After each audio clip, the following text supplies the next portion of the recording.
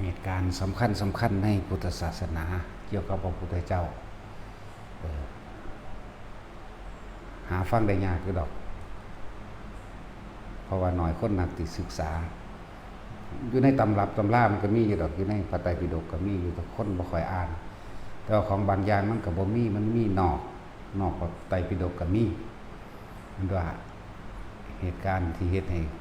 เกิดแผ่นดินสะเทือนหรือจังซี่ในวันสำคัญเริ่มต้นตั้งแต่มือจุติจิตของพระพุทธเจ้าเฮาว่าการจุติจิตในของพระพุทธเจ้าทั้ง5พระองค์นี่ในภัทรกัปอันนี้ก็มือเดียวกันนั่นแหละจังว่าในก่อนเพิ่นที่จุติเพิ่นก็สิเรียกว่าใส่ทิพจักขุญาณตรวจสอบเบิ่งว่ามันได้เป็นแดนกลางเป็นมัชชิมาแห่งประเทศมันได้สิเป็นที่สมควรในการที่เข้าไปจุติจิตหรือประเทศใดเป็นประเทศอันสมควรมารดาบิดาสมบูรณ์มูลพร้อมบ่ที่สมควรบ่ก่อนเพิ่นที่สิลงมาเพิ่นเบิ่งเอาเองบ่แห้งเอาดิบ่แม่นมีผู้ใดมาทำนายทายทักอีหยังดอกเพิ่นเบิ่งเอาเองของเพิ่นแล้วเพิ่นรู้เอาเองของเพิ่นแล้วนั่นแหละจังว่าในมือสำคัญอย่างเช่นวันจุติจิตนี่ของพุทธเจ้าของเฮานั่น15ค่ำเดือน7มีเหตุการณ์หรือสิ่งที่เป็นพุทธบารมีของพระองค์เองที่บำเพ็ญบารมีมาเพื่อสิเฮ็ดให้ดวงตาของโลกได้เกิดขึ้นหรือปัญญาแห่งโลกปัญญาแห่งมูลสรรพสัตว์ทั้งหลายได้เกิดขึ้นแล้วเดินวันจุติจิต15ค่ำเดือน7เข้าสู่คันพระมารดาแม่ก็ฝันคือกันก็สร้างเปลือกเอาดอกบัวมาให้แต่ว่าแม่ฝันก็ดีในเมื่อนั้นเคลื่อนที่จากสันดุสิตเทพสันดุสิตเข้าสู่คันมารดามีเหตุการณ์อันเป็นมงคลเกิดขึ้นเหตุการณ์ดีเหตุการณ์ประเสริฐเกิดขึ้นคนง่อยเปี้ยเสียขาปัญญาอ่อนในวันนั้นจุติเข้าสู่คันพระมารดาปุ๊บคนง่อยเปี้ยเสียขาปัญญาอ่อนคนป่วยโรคยังกระชังหายดีทั้งสิ้นคนหลังค่อมคนขาเป๋คนตาบอดคนหูหนวกหายเบิดประตูหน้าต่างก็เปิดเองนะมันมีเหตุการณ์สำคัญขึ้นถึง32เหตุการณ์คนดอกแต่ชื่อว่าได้ทั้งเบิดดอกเอาแต่ว่าที่สำคัญว่าคนง่อยเปียเสียขาปัญญาอ่อนคนป่วยหายจากโรคภัยไข้เจ็บทั้งเบิดเป็นคนปกติในเพียงแค่วันเดียวนั่นแหละ สัตว์ที่เป็นศัตรูกันอย่างเช่นพังพรกับงูเห่ากัดกันอยู่ดีๆกับสั่งในมือนั้นปึ๊บนี่เศร้ากัดกันเป็นหมู่กันไปเลยพังพรกับงูเห่าเป็นหมู่กันเสือกับกระต่ายเป็นหมู่กันสิงโตกับกวางเป็นหมู่กันในมือนั้นแหละนั่นแหละจังว่ามันมีหลายเหตุการณ์อยู่ที่เป็นของสำคัญแล้วก็นรกเปรตอสุรกายพวกนี้หยุดทำงานในมือนั้นจังว่ามันเป็นอย่างคือมีความสำคัญในมือนั้นพวกโลกิยะนรกโลกนรกทั้งหลายนี่หยุดทำงานเพื่อจะเปิดปล่อยโอกาสให้ทุกคนไปทำบุญหาบิดามารดาผู้เป็นลูกนะแล้วก็เกิดแผ่นดินแผ่นฟ้าสะเทือนหลับกันถึง7 ครั้งจนบอกว่ากระแสเสียงธรรมของพระศาสดาสิดังก้องกังว่านไปทั่วจักรวาลอนันตจักรวาลหาประมาณบ่ได้ประตูเปิดเองหน้าต่างเปิดเองเสียงดนตรีเครื่องบรรเลงเองดังเองดอกไม้ทิพย์ต่างๆกับบานขึ้นมาในเมืองนั้นดอกจินตปาตีดอกโกมุตดอกบัวสวรรค์ดอกมณฑารบมันนี่บานเองแล้วก็ล่วงโรยลงมาบูชาพระมหาสัตว์ที่เขาสู้จุติสู่ขั้นพระมารดาเองจังว่ามันมีเหตุการณ์สำคัญหลายอย่างนับบอกบ่ทั้งเบิดดอกมหาสมุทรที่เป็นคลื่นลมแรงอยู่ล่มก็หยุดลงทันทีคลื่นมหาสมุทรก็หยุดลงทันทีแม้นแม่น้ำที่ไหลอยู่โดยปกติก็หยุดในชั่วขณะหยุดในชั่วขณะมือนั่นหยุดมือนั่นคิดเบิ่งว่าน้ำที่มันไหลลงก็หยุดมือนั่นแม่น้ำตามห้วยมันก็หยุดจังซั่น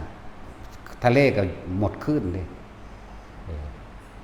คนที่เป็นโลกต่างๆหายเบิดคนที่เป็นศัตรูกันกะเป็นมิตรกันเลยเนี่ยแล้วก็สัตว์ทั้งหลายอันเป็นเรียกว่าสัตว์นรกพวกเปรตพวกมันนี่หยุดทำงานปุ๊บเมื่อนั้นรู้สึกว่าเขาสิชุ่มเย็นจังหวะมันมีความสำคัญที่ว่าเป็นพุทธบารมีที่เรียกว่าพุทธอธิษฐานอธิษฐานไว้เพื่อเปิดโอกาสให้บุคคลที่พลาดผิดพลาดอย่างใหญ่แต่ว่าเว้นไว้อยู่อันนึงเพราะว่าคุณของมารดาบิดามีมากพ่อแม่ให้กระสร้างที่เคยทำอนันตริกรรม5อย่างไม่อาจสามารถรับบุญส่วนนี้ได้ว่าสามารถรับผลบุญท่านกุศลกรรมดีและพ้นออกจากนรกได้นะนี่คือตัวนี้นักมากเป็นสิ่งที่นักเกินแล้วจึงเรียกว่าอนันต์แปลว่ามากนับไม่ได้พอตริยกรรมอนันตริยกรรมชื่อบุคคลนั้นพึงที่กระทำแล้วไม่อาจสามารถรับส่วนผลบุญผลกรรมผลบ่ได้จากอย่างเลยได้แค่เพียงแค่เย็นคำว่าตอนนั้นที่มันห่อนอยู่ยุดห่อนซื่อในเมื่อนั้นแต่ว่าถ้าทำบุญลงไปหานี่บ่อาจสามารถรับได้เพราะว่าอนันตริยกรรมขวางและฆ่าพระพุทธเจ้าหรือทำร้ายพระพุทธเจ้าเพียงแค่ว่าโลหิตตุบาทพระโลหิตห่อเลินแค่เลินก็ตามแค่ซ้ำก็ตามนั่นแหละแต่ว่ามีจิตใจขาดแต่เห็นได้เพียงแค่ว่าทำแค่ว่าให้พระโลหิตห่อนั่นแหละคือเทวทัตกลิ่งหินใส่นั่นแหละจังว่ามีความสำคัญเด้อแล้วเพิ่นก็บ่อยู่ในท้องแม่ของเพิ่นนั่นน่ะบ่ได้อยู่คือหมู่เด้อยู่ถึง10 เดือนหรือ11 เดือนวันจุติจิต15 ค่ำเดือน7เนาะแต่ว่าวันประสูติตรัสรู้และปรินิพพานเป็น15 ค่ำเดือน6ห่างกันเดือนเดียวเห็นบ่นั่นแหละห่างกันเดือนเดียวนับแต่วันที่จุติเขาจะนับเอาในท้องนำเด้เลยเป็น11 เดือนก็สิเว้าเจ้าถ้าประสูติตรัสรู้ปรินิพพานเป็นเดือน6นั่นแหละจึงว่าเฮามีโอกาสหนึ่งที่เฮาอาจจะได้ไทยหรือทำแทนคุณของมารดาบิดาที่ว่าเว้นไว้แต่อนันตริยกรรมมารดาบิดาของใครก็ช่างที่ตกนรกอยู่หลุมลึกสุดคือมหาอเวกีนรกก็ช่างแต่ว่าเว้นไว้แต่อนันตริยกรรมแล้วก็โลกิยะนรกอันอื่นโลโลวะนรกอื่นตาปะนรกเวทรณีนรกมหาตาปะสังฆตะได้ทั้งนั้นมารดาบิดาของบุคคลผู้กระทำทานแล้วอุทิศผลทานหรือผลบุญและกรรมดีทั้งหลายที่ได้กระทำมาแล้วตั้งแต่อดีตจนถึงปัจจุบันถึงมารดาบิดาสามารถช่วยให้มารดาและบิดาขึ้นพ้นสู่จากนรกได้7 ชั่วโคตร7 ชั่วโคตรนับจากชาติที่ตัวเองมีอยู่ถอยหลังลงไปถึง7 ชั่วโคตรแต่จึงมีโอกาสว่าทุกคนอาศัยเฮาทำบุญให้มารดาบิดานี่เพื่อสิเป็นกุศลทรงเฮาเข้าสู่ทางพระนิพพานได้ง่ายขึ้นเร็วขึ้นกุศลคือความฉลาดความเข้าใจชีวิตความเข้าใจธรรมะความเข้าใจธรรมชาติคำว่ากุศลนั่นนะบุญคือความสงบแล้วอันเกิดจากการให้ทานอะไรเป็นยังคือจังเน้นเหลือเกินเน้นว่าการให้ทานอย่าไปหวังผลในทานจะมีจิตผูกพันในผลแห่งทานจะมุ่งการสังสมในความอยากได้อยากเป็นละที่มีเบิดให้วางขาดให้จาคะสละขาดออกแล้วจากความเห็นแก่ตัวสละขาดออกแล้วจากความเป็นเจ้าของสละขาดออกแล้วจากความปรารถนาสิ่งใดสิ่งหนึ่งในการให้ทานบ่มีหมดความปรารถนาในการให้ทานในมือนั่นมืออื่นๆเขาก็บ่อยากให้เป็นบ่ให้เฮ็ดคือกันในมือนั่นในมือสิให้ทานนี่เพื่อว่าจะยกคุณของมารดาและบิดานี่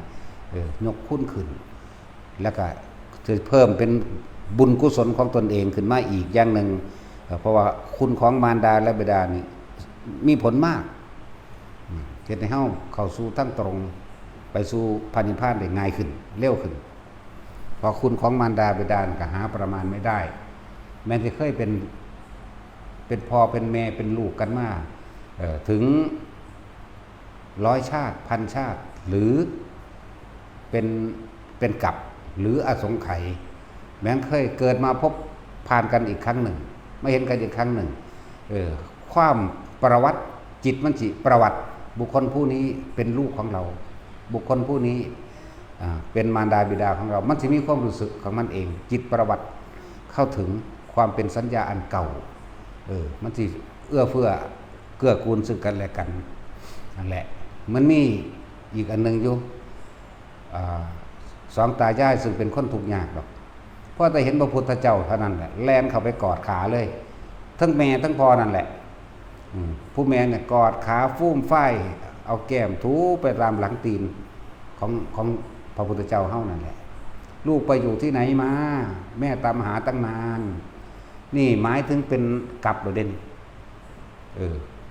ส่วนหมู่ภิกษุสงฆ์ทั้งหลายที่ติดตามพระองค์นั้นเป็นพันนะงงเขาว่าพุทธบิดาพุทธมารดาก็คือสมเด็จพ่อสุทโธทนะสมเด็จแม่สิริมหามายาและนางประชาบดีโคตมีคุณหมอแม่เลี้ยงบ่แม่นผู้ดีนะนี่เพิ่นก็เลยเว้าให้ฟังดูก่อนภิกษุทั้งหลายมารดาบิดาของเราตถาคตเมื่อกลับที่แล้วคิดเบิ่งเอามารดาบิดาแห่งเราตถาคตเมื่อชาตินั้นๆตถาคตได้เกิดเป็นลูกของนางผู้นี้กับบิดาผู้นี้ท่านทั้งสองมีบุตรเพียงคนเดียวรักและถนอมดุจดั่งดวงตาตถาคตเสียชีวิตตอนที่เป็นเด็กนางเนี่ยพร่ำหาด้วยความรักด้วยความอาลัยด้วยความคิดถึงความตราตรึงตลอดจนเท่าทุกวันนี้แหละนี่นั่นแหละพุทธเจ้าจึงแสดงธรรมให้ฟังแล้วมารดาบิดานับศาสตร์บ่ได้นี่เด้อที่ว่ามันผ่านมาจากศาสตร์แล้วของศาสตร์พระองค์เองหรือศาสตร์ของมารดาบิดาสั่งเพิ่นก็เลยแทนคุณโดยการแสดงธรรมให้ฟังแล้วก็ได้บรรลุพระโสดาบันทั้งสองมารดาบิดาพ่อแม่นั่นแหละนี่จังหวะมันมีอยู่ แล่นเข้าไปกอดลูกพ่อก็ยืนกอดแม่กันนั่งศพลงที่พระบาทหลังตีนเอาแก้มถูทั้งน้ำตาไหลพึ่งลำพันอยู่หันแหละลูกไปอยู่ที่ไหนมาลูกไปอยู่ที่ไหนมาแม่ตามหาตั้งนานลูกไปอยู่ที่ไหนมาทั้งไห้ทั้งเบานั่นแหละทั้งสั้นแล้วพุทธเจ้าเว้าย้อนหลังมาเนี่ยกลับที่แล้วแม่มึงบาดไก่ว่าเอานั่นแหละจังว่าคุณของมารดาบิดาหาประมาณไม่ได้บ่มีวันเบิดแต่ว่าเฮาให้ความสำคัญในมื้อนั้นจังให้ทุกคนนั่นน่ะมารวมในการทำทานเพื่อให้เกิดเป็นบุญทำบุญเพื่อให้เกิดเป็นกุศลทำกุศลทั้งผลทานบุญกุศลกรรมดีส่งถึงมารดาบิดาในวัน15ค่ำเดือน7ซึ่งเป็นวันจุติจิตของพระพุทธเจ้าในกับนี้พระกกุสันโธโกนาคัสสะกัสสปะพระโคตมะตลอดทั้งพระศรีอริยะเมตไตรแม้นผู้ต่อไปก็เป็นอยู่ดังเช่นเดียวกันดังสั้นแหละมันมีเหตุการณ์หลายๆอย่างแผ่นดินสะเทือนรับกันถึง7 ครั้งคือว่านั่นแหละทะเลกำลังบลาข้างกับคืนก็หยุดลงได้เสียงดนตรีอันเป็นสัญลักษณ์แห่งความสนุกสนานลื่นเลิกบันเทิงก็ดังขึ้นเองหน้าต่างที่เคยปิดไว้นานเปิดเองดอกไม้บ่เคยบานก็บานเองแล้วก็บานนอกฤดูอีกต่างหากดอกโกมุตดอกกินตปาตีดอกมณฑารบคือดอกเอื่นว่าดอกไม้สวรรค์บานสะพรั่งขึ้นแล้วก็ล่วงลงจากสวรรค์บูชาคันของพระมหากษัตริย์บูชาคันของเพิ่นเองแม่เพิ่นก็บ่แม่นคนธรรมดาหลังจากตั้งแต่เริ่มว่าสิท้องมันก็ถือศีล10พุ่นเด้ว่ามันธรรมดาเด้พ่อใหญ่สุทโธทนาแล้วก็มีเมียหลายอยู่แต่ว่ามีผู้ใดให้ลูกเล่าสักคนจนบอกว่าพวกเธอทั้งหลายจงไปทำการอธิษฐานขอตามความปรารถนาตามประเพณีของพวกท่านทั้งหลายเถิดเมียเราก็นับบ่ได้บางคนก็ไปบวงสรวงกับผีสางนางไม้เทวดาบวงสรวงทำพิธีหลายอันหลายอย่างแต่ว่านางสิริมหามายานี่ขอศีลคือตั้งจิตเจตนาถือศีล8จากว่าล่ะถือศีล8ก่อนเด้ครบเดือนแล้วจะมานอนน้ำหัวจากว่าล่ะนั่นแหละ จังได้เกิดการจุติจิตเข้ามา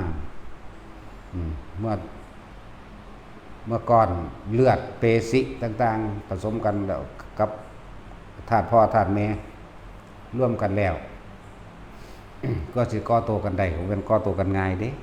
คนเฮาธรรมดา1 เดือนกับ15 วันจึงสิเป็นมีซ่องหัวใจก็คือได้แต่ว่าของพระองค์เอง2 เดือนเต็มจังสิก่อโตได้จังนั้นจังเกิดการจุติจิตได้เพิ่นบ่ได้คือคนธรรมดาคือเฮาเด้พวกเฮามันคนธรรมดาแขวเพิ่นก็ยังบ่ได้คือเฮาเนาะแขวเพิ่นมี40 เล่มเด้จักบอกจักพระทนบ่พระทนคือพระแขวนั่นแหละบ่แม่นพระเฮ็ดเวียกเก่งเมื่อยมันได้กระทนเอาเด้อันนี้มันพระธรรมอันนี้คือพระทำเอาเองบ่ว่าไม่มีคนทำให้เนาะตัดสินแขวเพิ่นก็40 เล่มหูเพิ่นก็ยาวเพียงข้างหูเพิ่นแล้วหูเพิ่นเองก็สามารถสะบัดได้เหมือนกับหูช้างหูม้าหูวัวหูควายเป็นหยังคือสะบัดได้ไล่แมงได้แต่ในรูหูน่ะก็มีขนป้องกันแมงม่อนเข้าไปได้อีกมีขนเด้นั่นแล้วตาก็ตกลมอะไรคิ้วก็งามดำสนิทก็ว่าไปนิ้วมือก็เพียงกันเบิดเด้นิ้วมือนั่นบ่ได้คือเฮาเด้นิ้วมือเพียงกัน4 นิ้วนิ้วโป้จังสั่นนิ้วเท้าก็เหมือนกันเพียงกันเบิดแล้วฝ่าเท้านี่เสมอกันเรียบดุจดังพื้นนี่เวลาเดินกับเท้าลงพร้อมกันบ่ได้เอาส่วนลงก่อนหรือบ่ได้เอาปลายลงก่อนแต่ลงเสมอกันเบิดนั่นแหละ หูเพิ่นสะบัดไล่แมงได้สมมุติว่ามีแมงวีบินมาไกลๆหรือแมงวันสะบัดเอาได้เลยนะลิ้นเพิ่นก็ยาวเลี่ยระหว่างปลายผมหน้าผากนี่จนถึงข้างใดหมายถึงการทำความสะอาดได้ในรอบใบหน้าแม้กระทั่งเจาะเข้าไปในหูเวลาคั่นจักว่าล่ะ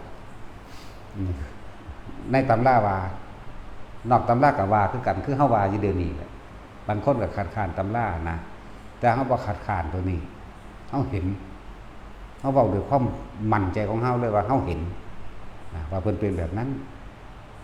นิ้วมือบ่ได้แม่นคือเฮาเด้ซอกันนั่นแหละคือบุคคลที่ว่างจิตเป็นกลางเสมอภาคโดยทั้งบุคคลและสัตว์แม้ความรักระหว่างเทวทัตกับพระราหุลเสมอกันไม่รักใครไม่เกลียดใครเลยเท่ากันขนาดนั้นเบิ่งรูปเพิ่นเด้นั่นพระราหุลนั่นเทวทัตนี่เป็นครูอาฆาตเพิ่นเด้แต่เพิ่นคือรักเสมอกันว่าว่างจิตเป็นกลางใดเปรียบสุนั้นฝ่าเท้าที่เหยียบย่างไปบนพื้นเสมอกันเป็นห้อยเท่ากันบ่ได้ห้อยโค้งเว้าคือพวกเฮาเด้ของพวกเฮามันโค้งเว้าแม่นบ่รู้จักบ่เด้อนี่รู้จักห้อยตีนโค้งเว้าบ่เด้อนี่บ่รู้จักก็ห้อยตีนเจ้าของบ่เนาะมันสั้นแล้วคือฟ้าพระบาทของพระองค์เองมีน้อยมันสิเป็นขีดคือตาบักฮอดนี่ดอกแต่ว่ามีรูปสัตว์ต่างๆมีรูปดาวต่างๆมีรูป80 อย่าง80 อย่างในฟ้าพระบาทอีกบอกพระชาติที่ยิ่งยวดที่80 อย่างในฟ้าพระบาทนั่นแหละมีวงธรรมจักรมีวงจักรมีวงธรรมจักรมีหลายอย่างในหั่นล่ะจักวิทย์สอนจักหยังแน่ล่ะจักกริบจักวชิระมื้อนี้สารพัดคือว่าหลายอย่างฝ่ามือถ้าปรารถนาจะให้เกิดจากขึ้นก็เกิดไม่ให้เกิดก็ไม่เกิดได้ทั้งนั้นมีอุณโลมตัวลึกอยู่ในหั่นมีเป็นปกติอุณโลมจักที่มันเป็นแสงอยู่ระหว่างแต่ว่ามันมีเป็นปกติข้างในบ่เป็นจุดขึ้นมาดอกบ่แม่นเอาไปแต้มเอาเด้มันสิมีความเนียนในหั่นในระหว่างอุณโลมระหว่างกลางหน้าผากมันเองนั่นแหละเพิ่นบ่แม่นคนธรรมดาเพิ่นเป็นคนพิเศษบำเพ็ญอีหยังก็บำเพ็ญมากๆแขวเพิ่นก็ยัง40 เล่มแขวผู้ชายเฮาซุมื้อก็32แขวผู้หญิง28นี่เด้ก็จังซั่นแหละความยาวระหว่างแขนเพิ่นปลายนิ้วเพียงเข่าจะบอกปลายนิ้วเพิ่นนี่มีเพียงเข่าถ้าว่าเพิ่นยืนตรงนี่ก็ปลายนิ้วเพิ่นนี่เพียงเข่าพอดีจังซั่นแหละบอกเฮามันบ่เพียงดอกเพียงระหว่างขานี่เนาะจังซั่นแหละ บ่โลดแล่นบ่หวนบ่ขุนผันสิกล่าวคำใดๆทั้งสิ้นพิจารณาเสียก่อนอันใดที่บ่รู้โดยญาณบ่มีก่อนสิว่าอิหยังก็ตามนั่นแหละ บ่สอนเสียให้บ่ให้ห้าเด้บ่เว้าเล่นกับไผเป็นเด้บ่ได้ให้ความสนิทสนมกับไผจักบ่เพิ่นบ่ได้ความคุ้นเคยผู้ใดก็เป็นพิเศษเด้บ่สนเสียให้ห้าเด้นั่นแหละหลายอย่างแม่นละไปศึกษาเบิ่งเอามันมีอยู่ในอันหนังสือเล่มแรกนั่นแหละพุทธวงศ์นั่นแหละในหนังสือเล่มแรกอยู่ในพุทธวงศ์ไตรปิฎกอันใดก็สร้างกันในพุทธวงศ์นั่นแหละว่าสิฉบับใดก็ตามจุฬาก็ตามมกุฏก็ตามสอธรรมภักดีเฮามักอ่านสอธรรมภักดี อันอื่นก็อ่านด้วยกันสอธรรมภักดีอ่านอยู่วาง10เที่ยวของมกุฏอ่านอยู่วาง 2-3 เที่ยวของจุฬาก็อ่านอยู่ 2-3 เที่ยวแต่ก็จำหยังก็บ่ได้คือเก่าล่ะแล้วแต่มันสิเว้า อ่านหลายๆมันเลยเลอ อ่านแล้วก็จำบ่ได้แปลกประหลาดแล้วหนังสือพิเศษอ่านแล้วก็หายตัวได้หนังสือเล่มนั้นก็เลยแปลกประหลาดอยู่หลวงพ่อนั่นก็หายไปพร้อมกับหนังสือจังซี่ก็มีอยู่หลวงพ่ออีหยังล่ะว่าแต่แล้วทั้งสิใส่ชื่อให้หลวงพ่อนั่นก็เลยนั่นแหละความอัศจรรย์ของนักปฏิบัติสิอัศจรรย์สิเกิดความแปลกประหลาดขึ้นกับพวกนักปฏิบัติเท่านั้นแหละอันพวกอ่านบ่กะเปลี่ยนจิตได้อยู่อาจจะมีความเห็นดีแต่ว่าบ่อาจส่วนมากบ่ค่อยท่านรู้ต่อท่านอารมณ์ความคิดเจ้าของเองแต่ว่าก็น้อมไปทางดีศึกษาไปเถอะได้หรือบ่ได้ก็เป็นอุปนิสัยในการต่อไปสั่งสม และให้ความสำคัญในวันอุลัมพนสูตรอันนี้ก็หมายถึงว่าบ่แม่นในวันอุลัมพนสูตรดอกวันจุติจิตแห่งมหาโพธิสัตว์แห่งเทพสันดุสิตจุติสู่พระคันของมารดามีเหตุการณ์เกิดขึ้นหลายเหตุการณ์32อย่างซึ่งเป็นเหตุการณ์ลึกลับว่าอย่างเช่นว่าง่อยเปี้ยเสียขาปัญญาอ่อนตาบอดหูหนวกคนค่อมกลายเป็นคนปกติได้เบิดศัตรูผู้อาฆาตบ่ว่าจะเป็นมนุษย์แม้กระทั่งสัตว์กับสัตว์มนุษย์กับมนุษย์ก็เลิกและให้อโหสิกรรมซึ่งกันและกันประตูและต่างเปิดขึ้นเองได้เครื่องพิณดนตรีสีที่เป่าทั้งหลายดังขึ้นเองเรียกว่าโลกนี้สิได้รับความรื่นเริงบันเทิงก็ว่าหน้าต่างเปิดเองหมายถึงว่าอวิชชาทั้งหลายจะถูกเปิดออกด้วยวิชาดอกไม้ร่วงลงมาจากฟ้าดอกไม้แหนในเมืองมนุษย์นี่ออกดอกในมือนั่นเด้บ่แม่นฤดูก็ออกนะเรียกว่าทรงกลิ่นหอมเพื่อให้ความสงบเย็นตาเย็นใจของก็ว่าไปมัน32อย่างคนเหตุการณ์ที่เกิดขึ้นและที่บัดนี้เฮามาให้ความสำคัญตรงที่ว่าที่พระพุทธเจ้าเทศนากับพระโมคคัลลากับพระสารีบุตรอันเป็นเหตุการณ์ว่าพระโมคคัลลากับพระสารีบุตรเพิ่นระลึกเบิ่งอายุของเพิ่นแล้วว่าเพิ่นสิตายเดือนใดเพิ่นฮู้สิ่งใดที่บ่ทันได้กระทำนอนเพิ่นก็ระลึกไปเพิ่นเลยระลึกถึงมารดาแม่ระลึกไปนึงอสงไขยแสนกับพุ่นล่ะนั่นแหละพวกเขาเจ้าได้อภิษญาใหญ่ระลึกไป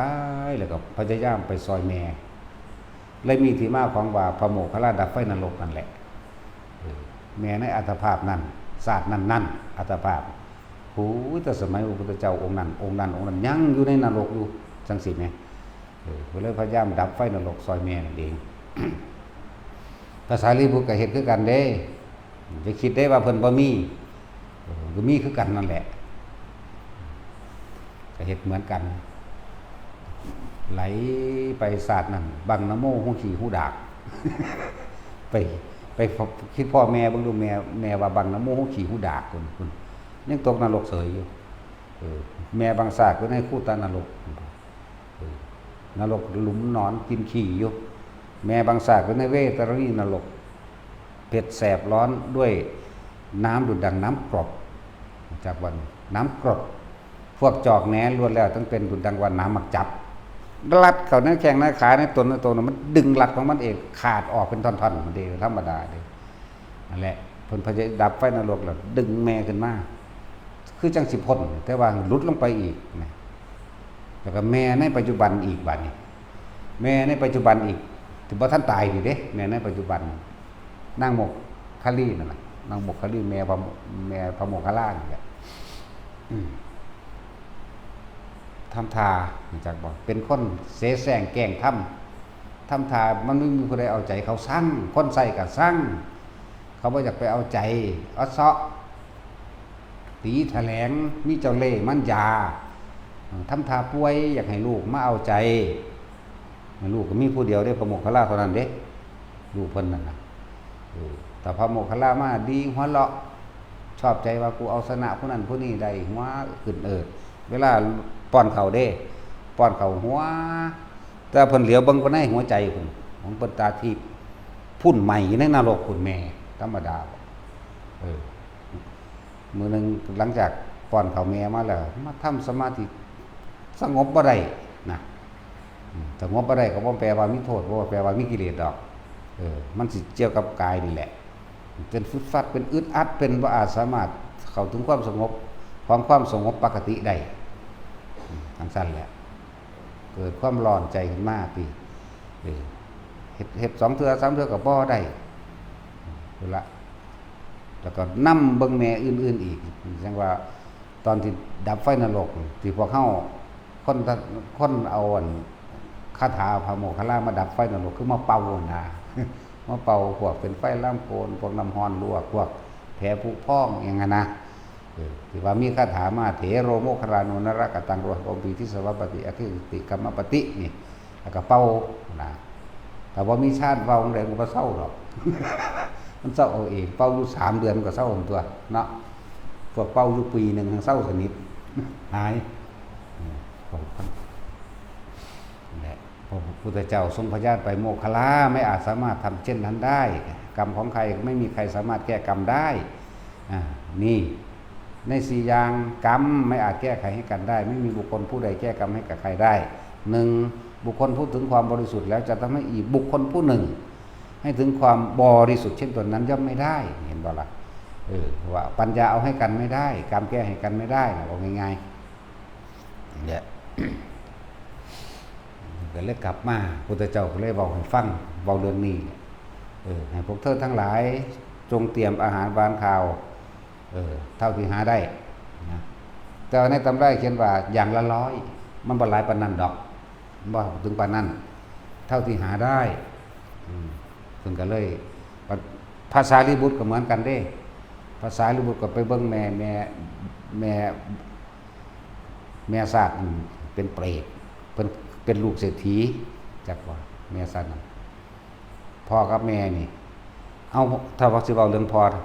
อก็คือพระพุทธเจ้าในศาสตร์นั้นส่วนแม่ก็อีกผู้หนึ่งแต่บอกว่าแม่นพวกตกนรกเดี๋ยวนี้เพิ่นแม่อีกผู้หนึ่งเกิดอยู่ในเมืองพระราชสีพ่อเนี่ยเป็นคนมักทำบุญจักว่าล่ะพ่อเป็นคนมักทำบุญแต่แม่น่ะเป็นคนบ่มักดอกก็เฮ็ดไปแบบทำทาเอาทั้งสั่นครับทำทาเอาบัดนี้มีมื้อนึงได้ไปค้าขายต่างแดนต่างประเทศหรือสั่งเมียเอาไว้บอกว่าแม่หญิงถ้าเฮาบ่อยู่แล้วให้เธอจงทำทานเหมือนปกติให้ท่านในทิศทั้ง4แก่อย่าจกคน6คนขอท่านตลอดทั้งคนเดินทางไกลเด้อเพิ่นก็เจ้าข้าเข้าใจว่าหลักแถลงเจ้าข้าก็ว่าไปโดยเฉพาะหมู่ภิกษุสงฆ์สามเณรตลอดทั้งดาบทผู้บำเพ็ญเด้อก็ข้าพอตะเพิ่นนี้วิทย์เมืองไปแล้วที่มือใหม่ขึ้นมาปุ๊บพวกหมู่ภิกษุสงฆ์ทั้งหลายเข้าไปบิณฑบาตด่าเขาเจ้าที่บัดนี้พวกหัวโลนพวกสำนักหัวโลนพวกขี้เกียจการงานเมื่อท่านพวกเธอทั้งหลายบ่อาจสามารถทำกันได้จงไปกินขี้มูกน้ำลายซะพวกบ่มีสมองจงไปหากินสมองซะยาจกวันนี้พกมากอ่ะทำที่รังเกียจจักว่าล่ะอย่างสั่นหลายอย่างอยู่ดอกมันยาวอยู่เรื่องนี้ก็ดีนี่คือแม่ภาษาลิบุตรในศาสตร์นั้นทำที่รังเกียจว่าเขาเป็นคนจนสกปรกเปื้อนกลัวติดเชื้อโรคพวกหนังเหี่ยวหนังยานพวกแห้งพวกไม่มีจะกินพวกสวะว่าไปเบิดนั่นแหละนั่นแหละกลับมาที่ผู้ผัวกลับมาที่มึงจังมันเป็นมันก็สิบาปกรรมให้ท่านตาที่มี มีความเรียกว่าหัวอกแตกตายตอนนั้นเลยหัวอกแตกตายตอนนั้นแล้วก็ตกลงสู่มหาเวทีนรกธรรมดาตายแล้วก็มีเนื้อหนังพร้อมแห้งดำใหม่เกรียมหากินขี้มูกน้ำลายเด้มันนั่งเป็นขึ้นมาเอาเองดอกโอ้ยก็สิว่าเป็นหนองเป็นสระเลยพวกขี้มูกพวกน้ำลายพวกสมองพวกเลือดพวกของมูดของขูดของเน่าหรือไฟกินกินนี่บ่แม่นกินด้วยความอยากด้วยความแสบเด้ฝืนกินรู้จักบ่คือเฮาเดี๋ยวนี้แหละสมมุติว่าเฮาเดี๋ยวนี้เฮาสิอยากกินบ่กินขี้กินเหนียวนี่แต่ว่ากรรมมันบังคับให้กินรู้จักบ่ล่ะนี่แหละแรงใดเสมอด้วยแรงกรรมไม่กินฝ้ายกินดูดกินน้ำสมองน้ำน้องน้ำมูดน้ำพูดน้ำเงี้ยวน้ำเหลืองน้ำยางต่างๆดูดกินความจริงในความรู้สึกมันบ่อยากจากบ่นี่มันเป็นสั่นก็กินอยู่หั่นแหละนั่นน่ะคือแม่ภาษาลิบุตรศาสตร์มันเป็นแบบนั้น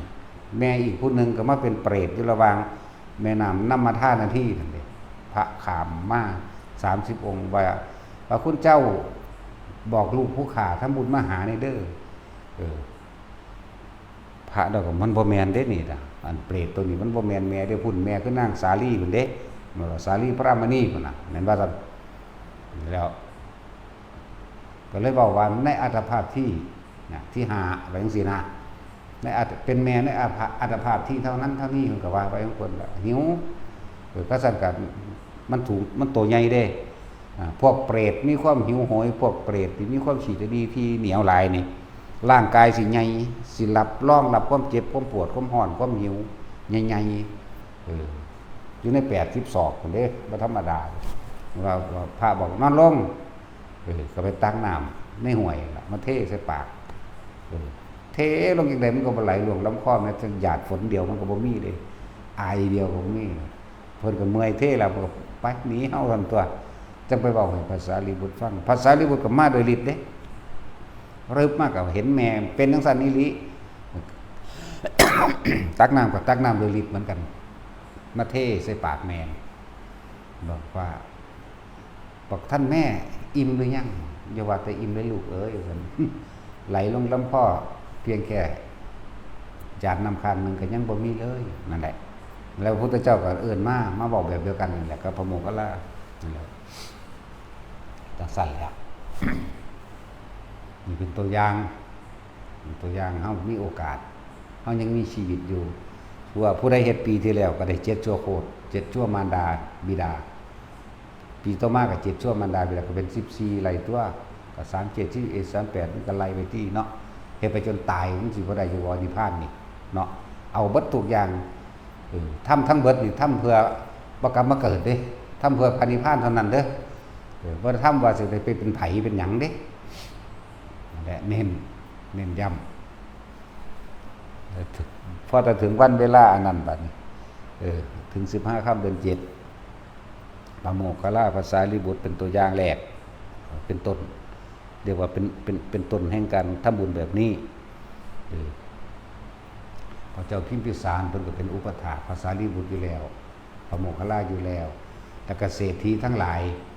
อาหารหวานข้าวมันก็เป็นรอยอีหลีนั่นแล้วมันก็ผู้ประวารณาไว้เนาะว่าพระพุทธเจ้าต้องการหยังให้คนวัดไปบอกผู้ขาหรือพระองค์เองไปบอกผู้ขาก็ได้เลื่อนว่าประวารณาเวลาวังพระโมคคัลลาภาษาลิบุตร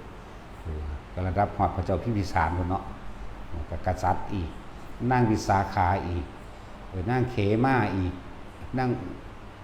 อุตราอีกโอ้ยมีแต่เศรษฐีเป็นอันอุปถากเนาะเป็นปวารณาเป็นอุปถากว่าถ้าอยากได้หยังบอกเห็นบ่ล่ะนั่นแหละอันนี้ก็เฮ็ดกุฏิอย่างละ4หลังให้พระโมคคัลลา4หลังให้พระสารีบุตร4หลังอาหารหวานข้าวอีกนับประมาณบ่ได้มันเลยลอยมันล่ะเบิดทุกอย่างพระภิกษุสงฆ์ทั้งหลายมาในทิศทั้ง10มาร่วมกันในมือนั้นเมื่อยกอาหารทั้งหลายถวายทานแด่หมู่ภิกษุสงฆ์มีพระพุทธเจ้าเป็นประธานเพราะว่าขอผลทานบุญกุศลกรรมดีนี้จงถึงแด่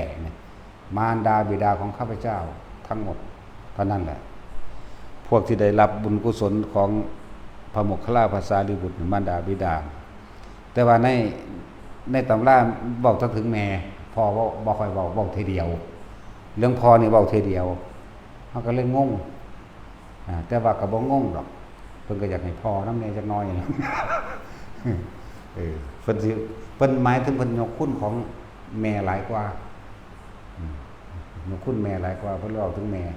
ว่าพวกผู้หญิงมันจะประสาทเนาะยังสิจุกๆจิกๆถิ่มบ่เป็นนั่นนะพ่อนี่ตอนดุร้ายก็ดุร้ายเด้ตอนดีก็ดีปึดไปเลยเด้พวกนี้เด็ดขาดเด็ดเดียวอยู่จังซั่นบาดใจแข็งก็ใจแข็งอยู่บาดเห็นความจริงได้ก็จริงไปเลยเด้บ่ได้คือผู้หญิงเนี่ยหลายอย่างนั่นแหละเพิ่นเลยบอกแต่เรื่องแม่มากกว่าพอตาอุทิศ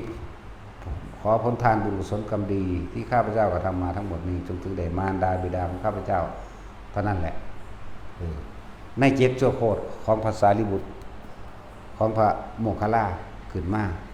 แต่กล่าวในตำรามีว่าแม่ของภาษาลิบุตรจากที่เคยเป็นเปรตกำลังดูดกินน้ำเหลืองอยู่ดูดกินน้ำสมองอยู่นั่นเกิดกลายเป็นรูปร่างกายเป็นหญิงสวยงามมากมันกับหญิงวัยสาวในอายุ18 ปีมาหอดก็มาขอบคุณหลายๆด้วยลูกเอ้ยแม่ได้พ้นแล้วก็ไปสู่ทิพยวิมานแล้วสินะก็เป็นทั้งเบิดนั่นแหละมาลูกแข้งลูกขานั่นแหละ ลูกนาลูกตามันที่ได้เอามือมาจับไปได้ข้างขอบคุณลูกแล้วก็พากันไปสู่สวรรค์อันนี้อันเกิดจากผลทานแต่ว่าอันเกิดจากผลของการฟังธรรมพุทธเจ้าเทศนาได้เหมือนแต่สิว่าแล้วก็เทศนาเกี่ยวกับอนุปุพพิกถาหมายถึงว่าเรื่องของท่านเรื่องของศีลเรื่องของภาวนาแล้วก็โดยอริยสัจสี่เข้าใจบ่คำว่าอนุปุพพิกถาบ่แม่นบทใดบทหนึ่งไล่เรื่องมาตราบุญเบื้องต้นคืออันเกิดจากการให้ท่านเนี่ยท่านศีลภาวนาและปัญญาคือแสดงธรรมจักรปวัตตนสูตรนั่นเองนั่นแหละแสดงธรรมเพื่อหยังเพื่อเป็นแสงสว่างทางปัญญาเป็นเครื่องดำเนินชีวิตเป็นวิชาเป็นความรู้เพื่อให้ดำเนินชีวิตเป็นในทางที่ถูกต้องนั่นแหละเฮาจึงนำเรานี่มาเห็นเป็นตัวอย่างเฮาก็นำเพิ่นนั่นแหละเฮาบ่คิดเองดอกเฮาก็นำเพิ่นนั่นแหละว่าไผมีหยังก็สร้างบ่ต้องไปแล้วก็ห้ามเด็ดขาดห้ามฆ่ามาจักบ่ล่ะเฮ็ดจังได๋สิได้ซั่นแต่บ่ฆ่ามากว่าเนาะโง่หลายอยู่ตลาดร้านค้าเขาเฮ็ดไว้เบิดแล้วแม่นบ่ซั่นเขาเฮ็ดขายของเขาแห้งแล้วเจ้าของบ่ได้ไปผู้จัดสรรจัดหาจัดสั่งบ่มีเจตนาจักบ่ล่ะไปซื้อเอาสำเร็จมาโลดในร้านค้านั่นน่ะจังได๋ยังก็ซื้อเอาในหันแหละมาถวายแล้วก็อุทิศตรงมารดาบิดาเมื่อนั้นเน้นมารดาบิดาเด้อนั่นแหละแล้วก็อุทิศผลทานแล้วก็ผลทานบุญกุศลคือความสะอาดกรรมดียังกระสังที่เฮาทำมาแล้วเลยร่วมใหม่ว่าผลทานบุญกุศลกรรมดีที่ข้าพเจ้าก็ทำมาแล้วตั้งแต่อดีตจนถึงปัจจุบันณขณะนี้จงถึงแด่มารดาบิดาของข้าพเจ้าที่มีมาแล้วในอดีตจนถึงปัจจุบันชาตินี้นะ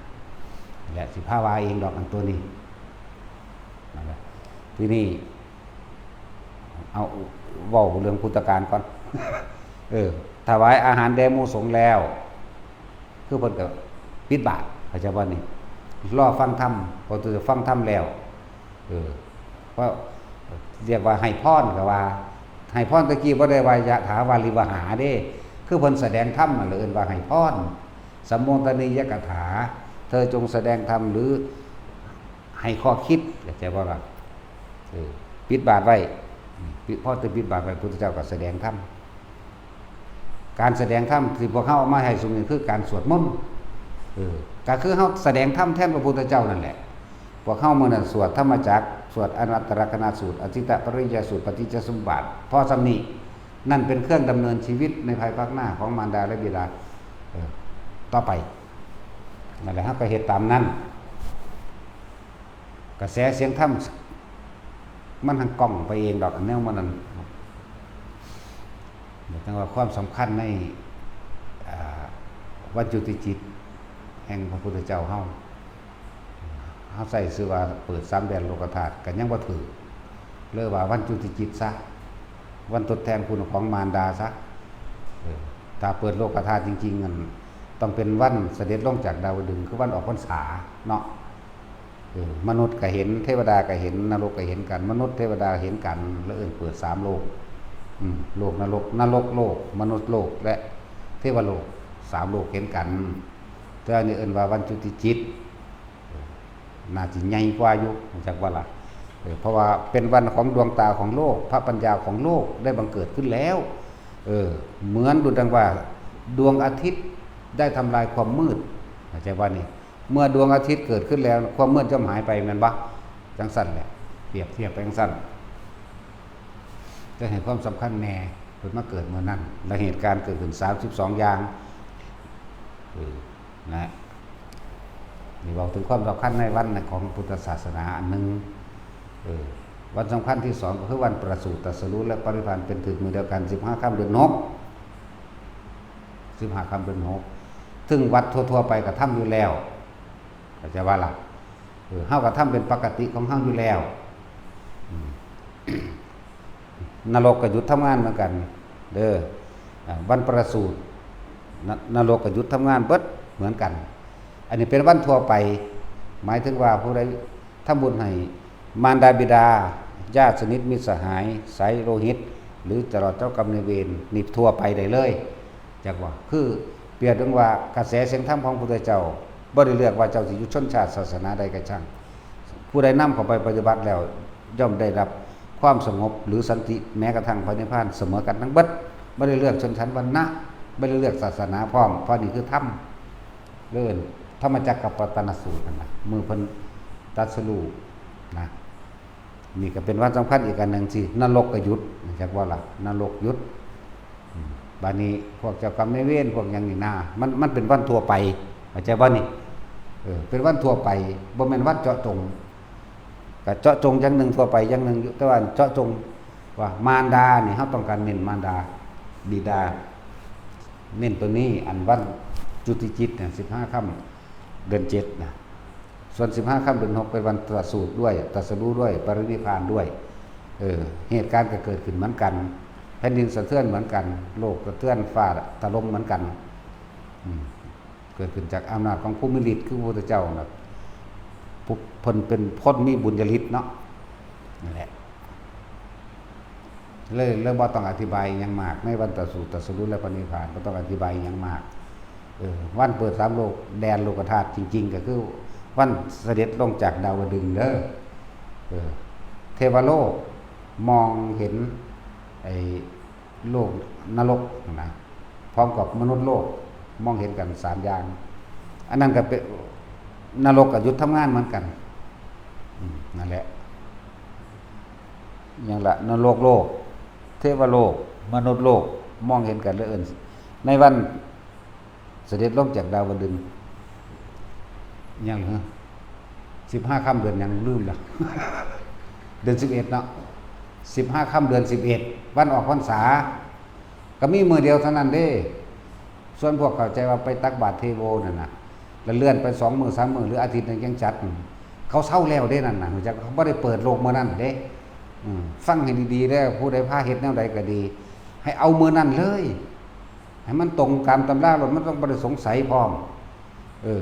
ที่มันก้าวย่างพระบาทขวาลงสู่เมืองสังกสะมหานครนั่นน่ะเอามือนั้น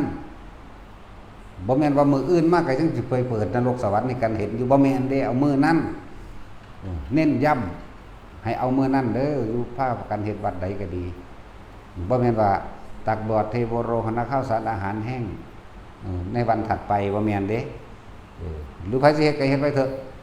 ก็เป็นการทำบุญอยู่อย่างหนึงแต่ว่าถ้าให้มันตรงตามตำราหรือตามความจริงมันน่ะคือเอามือนั้น15ค่ำเดือน11จักว่าล่ะนั่นแหละมือนั้นมันก็เป็นวันทั่วไปว่าจะเป็นมารดาบิดาญาติสายเลือดปู่ย่าตายายญาติสนิทมิตรสหายตลอดทั้งสรรพสัตว์ทั้งหลายไม่มีที่สุดไม่มีประมาณทุกหมู่เหล่าบรรดามีสมควรแก่ธรรมสมควรแก่เหตุสมควรแก่การจะได้รับบุญกุศลบางคนกรรมมันหนักมันก็บ่ได้คือกัน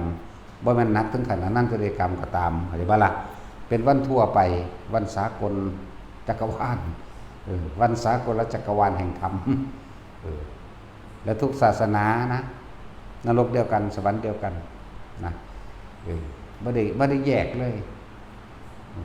อันนี้ก็ขึ้นอยู่กับความเชื่อของใครของมันดอกว่าเชื่อบ่เชื่อก็สร้างเฮามีหน้าที่เว้าเฮาก็เว้าไปของเฮาซื่อแหละเนาะแต่สิเชื่อก็สร้างแมงเด้แม่นกูบ่มีเด้นั่นแหละหลายอย่างคนดอกกับเฮาทำบุญทำทานเฮาทำความดีจะคิดว่าคนสิเห็นดีนำเฮาเด้อเราทำเพื่อเราไม่ได้ทำเพื่ออย่างอื่นเด้อเข้าใจว่าล่ะเราทำเพื่อให้ตัวเองพ้นออกจากวัฏสงสารอันนี้เด้จากวัฏสงสารวัฏคิดวัฏจักรวัฏจิตวงเวียนอยู่ในความหลงความเมาในความเห็นเมาในความเชื่อเมาในความเห็นนั่นแหละเราทำเพื่อตรงไปนิพพานของเราเองต่างหากมีเบาวันสำคัญแน่ในมืออื่นๆก็มีเหตุการณ์สำคัญอยู่ดอกแต่เฮาเว้านี่เรื่องจังซี่บ่ทันได้เป็นที่แพร่หลายและกว้างขวางบรรจุจิตของพระโพธิสัตว์เฮานี่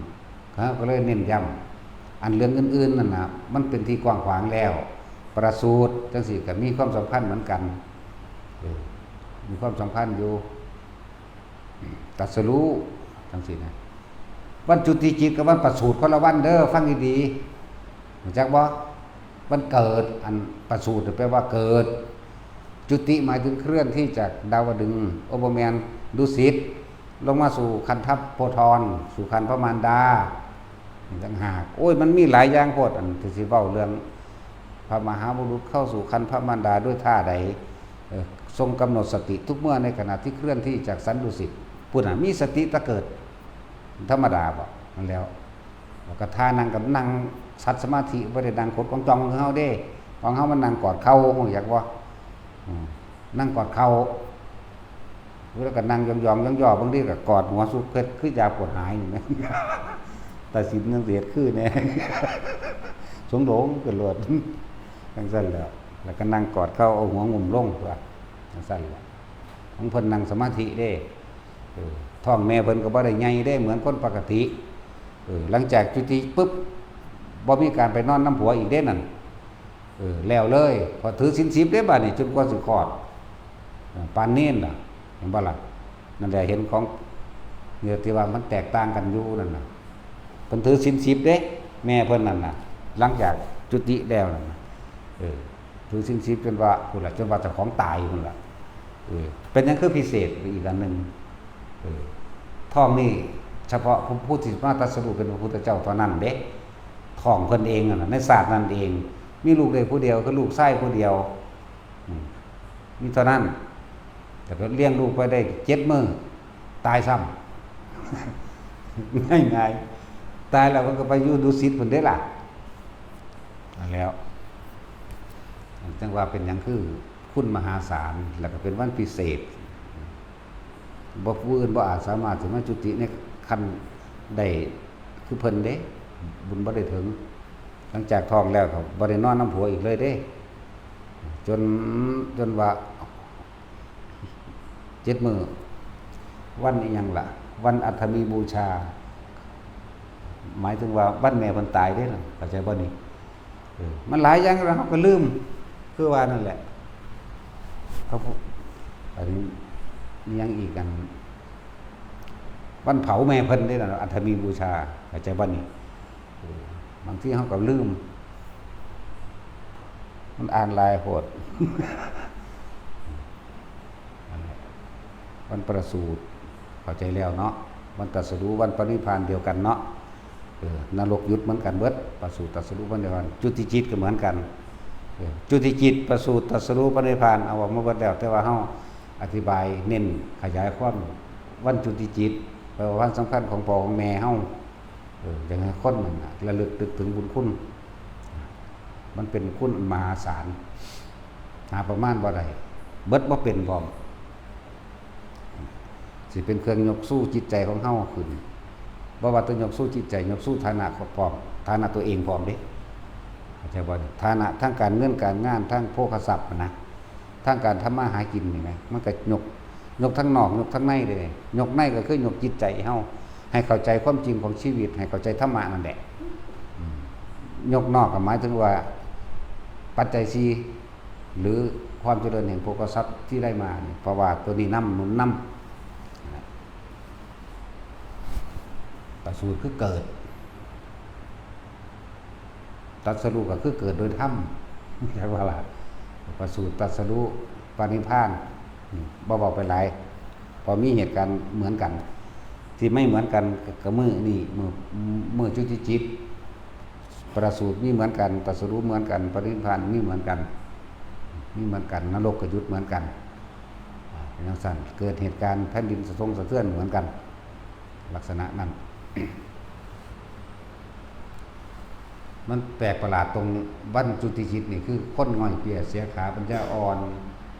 คนเป็นโรคหายเข้าใจว่าล่ะในมือนั่นเบิดโลกเลยเด้เบิดหมดทั้งโลกมันจังสิอยู่ศาสนาใดก็ช่างไม่เกี่ยวอันสัตว์คือกันกำลังกัดกันอยู่เนี่ยแมวกำลังงาวใส่กันพอตะวันจุติปุ๊บคือกันเลยอย่างว่านี่สั้นแล้วฟังฟ้อนกับงูเห่ากำลังกัดกันกกขากนี่ตูกอยู่นี่พอจุติปุ๊บเป็นหมู่กันเลยจริงๆไหมเสือกำลังคุบกวางว่าสิกัดข้อนึงพอตะวันจุติปุ๊บง่างออกเลยไหมเป็นหมู่กันเลยจริงๆไหมกันมือเดียวเท่านั้นเด้มือไม่ก็เป็นอย่างอื่นอีกแต่ว่าครูนั่นเป็นหมู่แล้วหมู่เลยก็จะว่านี่คนเปื่อยหายแล้วก็หายเลยเด้คนออกมาใหม่เพราะว่าออกมาพิการกับพิการคือเข้าโหนแหละนั่นแหละจังว่าอธิบายตรงนี้ในนี่นั่นเป็นพิเศษอย่างหนึ่งโดยเป็นพุทธบารมีอันนี้เป็นพุทธาธิษฐานเรียกว่าเป็นบารมีของเพิ่นเฉพาะตั้งหากพุทธยังละนะพุทธปาทานยังของเพิ่นเองใน6อย่างนั่นแหละใน6อย่างเพิ่นอธิษฐานไว้เพราะเพิ่นเกิดโดน เกิดโดนกับทุกโดนละวะเนาะสั้นละจังว่าจะอธิบายเน้นย้ำในวันทีมาการเนื่องโดยอุลัมพนาสูตรพระโมคคัลลาดับไฟนรกทีมาสั้นต่อมาก็เรื่องมีการกระทำมาเรื่อยๆอยู่ดอกเพราะเข้าใจแล้วนะว่าเป็นอย่างคือว่าเหตุแบบนี้ถวายอาหารแล้วอุทิศบุญพร้อมกันกับเทศพวกเขาเดินมาสวดมนต์ตามที่เพิ่นเฮ็ดถวายอาหารเบิดเรียบร้อยแล้วก็คือเฮาปิดบาตรนั่นแหละจักว่าล่ะแล้วพุทธเจ้าก็เทศจังซี่แหละที่เฮาเฮ็ดอยู่เดี๋ยวนี้แหละเฮานำห้อยเพิ่นเด้นั่นผู้ใดมีหยังถวายก็นึกไว้ในใจนั่นแหละบ่หาแต่ใส่มือก็ได้ดอกเพราะว่าเฮาร่วมบุญผลทานต่างๆที่เฮาเคยเฮ็ดมาแล้วนี่จังว่าขอผลทานบุญกุศลกรรมดีที่ข้าพเจ้าก็ทำมาแล้ว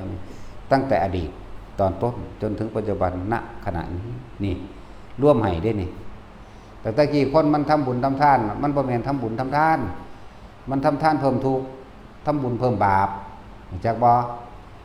มันแลกของอยากได้นั่นอยากเป็นนี่ขอเอาแบบนั้นแบบนี้พวกบ่รู้ก็สอนกันอยากได้หยังขอเอาเด้อให้พรคิดเงินก็ได้เงินคิดทองก็ได้ทองมันก็ได้แต่คิดมันบ่ได้จริงพวกสอนผิดเข้าใจบ่ล่ะบ่สอนไปตามความเป็นจริงเด้อันพวกว่าอ้าวคิดเงินก็ได้เงินคิดทองก็ได้ทองหรือว่าสิถือของเขาอยู่เพราะว่าไม่ได้ถ้าคิดความจริงมันบ่ได้เนาะแล้วบ่ล่ะผู้ใดก็ขอเป็นเบิดแม้กระทั่งหมาเนาะแต่หมาแกมันสิเอาขอกองไปใส่คือกันนี่ภาษาหยังก็คนทางเลวก็หมาซ้ำนั่นบ่ล่ะมันบ่เอาไปเทียบกับขาคนผู้หม่องอื่นก็ได้เด้คนนี่เลวก็หมาเด้เนาะหมาสีแม่มึง คนมันเลวก็หมาอีหลีเด้มันบ่ได้ทำชั่วทำเลวบ่ได้คดโกงกินแผ่นดินคือคนได้หมานี่เนาะทั้งสั้นเด้มันบ่ได้เอาเปรียบถึงขนาดนั้นเด้มันกินอิ่มมันเศร้าได้หมา ทั้งสั้นแล้วเรียกว่าหมาก็ชัดเจนเต็มๆรอดคนนี่เรียกว่าหมาดีก็ดีก็หมาคือกันนั่นแหละถ้าดีก็ดีก็หมาแต่เรียกว่าหมาแต่ว่าดีหน่อยเด้ซ้ำเขาโคกับผลโคนั่นแหละนั่นบ่ล่ะแต่หมามันยังออกกันเป็นย่ามเนาะเห็นว่าตัดสินมาเดือนเก่าคนเดี๋ยวเอาแมงทุกเดือนเลยเอาทุกย่ามพร้อม กูบ่ได้เลือกกลางเว้นและกลางคืนเด้บ่มีร้อนบ่มีหนาวเนาะแม่นบ่ซั่นหรือว่าแม่นว่าแท็กซี่มึงอย่าปฏิเสธเด้กูบอกความลับมึงเด้ จังซั่นแหล้วแม่นก็แม่นตัวแม่นก็แล้วดอกสูมันเป็นเรื่องธรรมชาติเนาะธรรมชาติถ้าว่าบ่เอาสิมีลูกบ่พวกผู้หญิงก็ดีผู้ชายก็ได้เนาะ แต่ว่าเอากันสิอยากอายอีหยังโอ้ยอยากอายซั่นอายห่างบ่ลูก2ลูก3หรอกแม่นบ่ซั่น ซั่นแล้วอย่ามาแถลงหลายยอมรับความจริงตัวโอ้ยเว้าเขินอยากอายซั่นทั้งคนลูก11พุ่น อยากอายอีหยังแน่จังซั่นนะนั่นแหละบอกความสำคัญให้ฟังพอเฮ็ดก็เฮ็ดบ่เฮ็ดก็สร้างเด้บ่ได้เงิดเด้แล้วแต่เด้พ่อไผแม่มันเด้ จังซั่นแหละพูดถึงวันสำคัญในศาสนาก็มีหลายอย่างอยู่แต่ละมื้อแต่ละวันที่เพิ่นเกิดที่เพิ่นตรัสรู้ที่เพิ่นปรินิพพานแม้กระทั่งหยังละลืมละภาษาลิบุตรเพิ่นนิพพานวันหยังภาษาลิบุตรตายเมื่อใด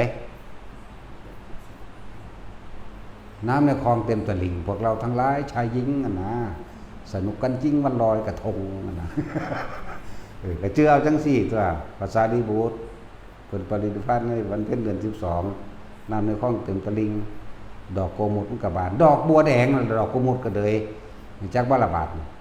ดอกบัวแดงบัวสายเฮามาตำจำกินจันนั่นกินว่าบ่แม่นอีสายเตี้ย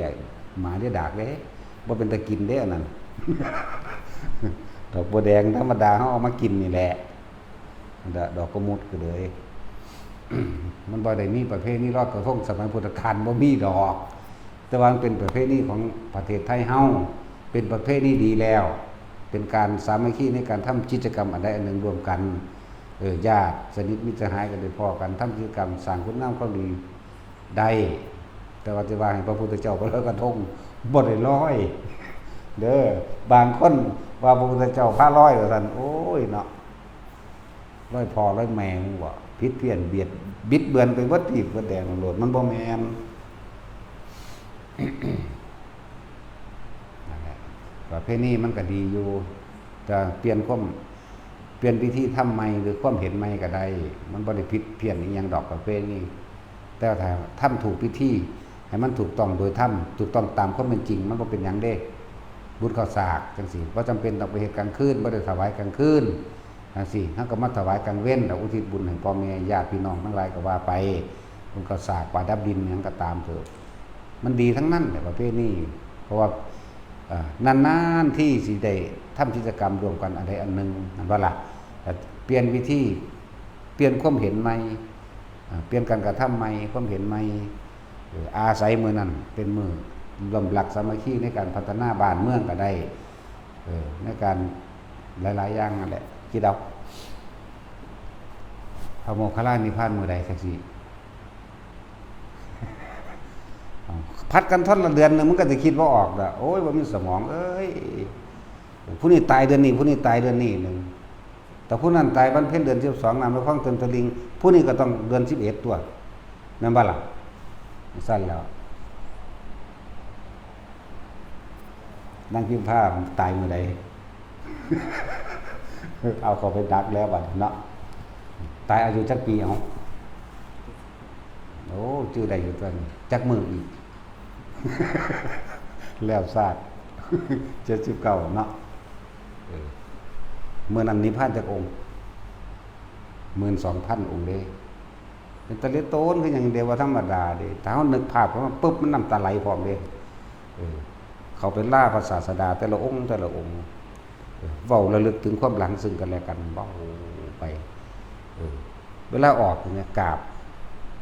ถอยหลังคือลิบตาจังขึ้นสู่กุฏิวิหารแห่งตนเข้าสู่อาลัยแห่งชาติสมาบัติแล้วก็เรียบร้อยในระวังทำกลางบ่ได้เข้าชาติตายเด้เดี๋ยวเขาสิว่าบ่ฮู้อีกว่าเขาตายดอกตายธรรมดานี่แหละ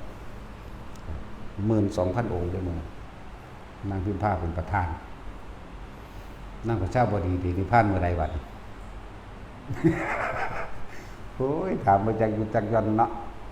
พอถามบอกอีปลามึงไปตะกัด พวกนี้พวกหมาพวกเรือไปตะกัด ผู้ใดด่ามามึงกัดแมงโดดเด้อกูรับผิดชอบเอง นั่นก็มีเด้บ่เข้าท่าเมียนแมงโดดสูอยู่ไปสอนคนเลวกว่าหมาพุ่นดอกเนาะถ้ามนุษย์ก็ไข้ขึ้นมาแน่จักหน่อยถ้าผู้ฝึกดีแล้วจังเอิ้นเราผู้ประเสริฐเด้แยกมันเป็นเด้หมามันโกงบ่ได้เป็นสำคนเด้เนาะมันสั่นแล้วมันโยนความผิดให้บ่เป็นเด้ซื่อเด้แต่ว่ากัดมันก็กัดเนาะแต่ว่าคนนี่โยนความผิดให้มันโยนความผิดให้นี่อิจฉาริษยานั่นนี่หมาเนี่ยมันบ่อิจฉานะเนาะบ่เห็นว่ามันเซิงกันมันก็ยืนเบิ่งกันซะก่อนมันประกาศกันเลยเด้เนาะแม่นบ่ เดี๋ยวคนเบาๆกับเบาๆกูบ่เป็นคนเนาะ แม่นว่าเอาบ่กัดกันด้วยตอนมันฆ่ากันอยู่หั่นมันก็ยืนเบิ่งซะก่อน เอาแม้แต่คนเฮ็ดได้เอาเฮ็ดได้ว่าล่ะเฮ็ดได้แล้วกูฆ่าแม่งซะก่อนแล้วเนาะเนาะตัดสินเอา โอ้ยบ่ได้เด้มันสั่นแหละบ่ตลกแต่ว่าเป็นจริงเด้ถ้ามันฆ่ากันมันก็เฝ้ากันซะก่อนเนาะแต่ว่าตอนบ่ทันได้เป็นจังกัดกันจักบ่ถ้าได้แล้วมันสิยืนเฝ้ากันซะก่อนเด้ถ้ามันสมมุติว่ามันฆ่ากันอยู่หั่นเนาะตัดสินเฮาเฮ็ดจังได๋พอมีขอนทุบหัวกระทุบแมงแล้วเนาะ แล้วคนเลยก็จังซั่นเลย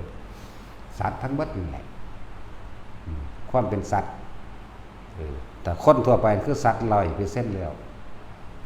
ถ้าผู้ฝึกหัดตนเองแล้วโสดาบันมีความเป็นสัตว์อยู่75จากว่าล่ะ เป็นผู้ประเสริฐ25สกิทาคา50พระอนาคามีความเป็นสัตว์อยู่25%จังซั่นแหละแต่ว่าเป็นผู้ประเสริฐ75ส่วนพระอรหันต์เบิดความเป็นคนบ่เป็นทั้งคนบ่เป็นทั้งสัตว์ทั้งบ่ประเสริฐพร้อมบ่มีหยังเลยจากว่าล่ะซั่นแหละบ่มีผู้บ่ทุกข์กันทั้งเบิดนี่ถือพอเข้าเฮ็ดนี่จุดเดียวคือออกจากวัฏจักรวัฏจิตวัฏคิดออกจากความเห็นทั้งใดทั้งปวงออกจากบุญออกจากบาปออกจากผิดออกจากถูกออกจากห่วงแห่งความคิดนี่ให้ได้นั่นแหละแต่เฮาเข้าใจธรรมชาติมันแล้วโลกมันเป็นของมันจังซั่นมันก็หมุนเวียนของไปของมันจังซั่นเกิดดับเกิดดับเฮาบ่ได้หมุนไปน้ำมันเข้าใจบ่นี่เฮาอยู่กองกลางเฮาก็เลยบ่ได้ไปเกิดไปดับกับโลกหรอกเข้าใจบ่นี่นั่นแหละวิธีมันก็ลมหายใจนั่นแหละบอกตลอดนั่นแหละเอ้าสมาทาน